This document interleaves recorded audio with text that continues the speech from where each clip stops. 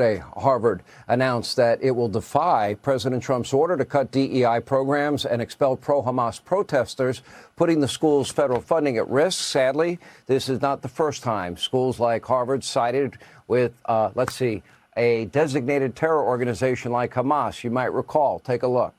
At MIT, does calling for the genocide of Jews violate MIT's code of conduct or rules regarding bullying and harassment? Yes or no? If targeted at individuals, not making public statements. If it is directed and severe or pervasive, it is harassment.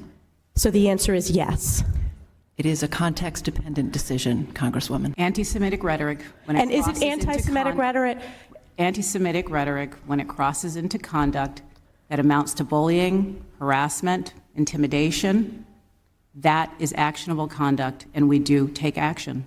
So the answer is yes, that calling for the genocide of Jews violates Harvard Code of Conduct, correct? Again, it depends on the context. It does not depend on the context. The answer is yes, and this is why you should resign. These are unacceptable answers across the board. All right, here with reaction, New York Congresswoman Elise Stefanik. Would you have gotten the same answer if it had to do with transgender or LGBTQ plus or a race issue? I tend to think not, Congresswoman. Of course not, Sean. And think about that. That hearing occurred during the Biden administration. And what did we see from Joe Biden? Zero action to protect Jewish students on campuses and to hold these universities accountable.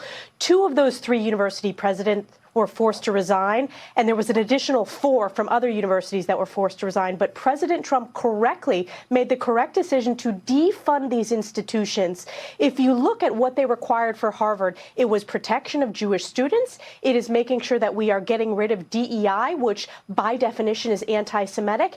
And instead, Harvard is acting more entitled than ever. President Trump made the direct and correct decision to defund to the tune of over $2 billion. These higher ed institutions that have fundamentally lost their way. U.S. taxpayer dollars should never be propping up anti-Semitism, and the vast majority of the American people support President Trump and support the work that we are doing in Congress to hold these higher ed institutions accountable. Okay. If, as a country, we want to help kids get through a local community college that's relatively inexpensive, or maybe a trade school, I think American taxpayers would be far more accepting of that. Why should one taxpayer dollar go to these elite institutions and so-called institutions of education when they have billions and billions and billions of dollars in endowments?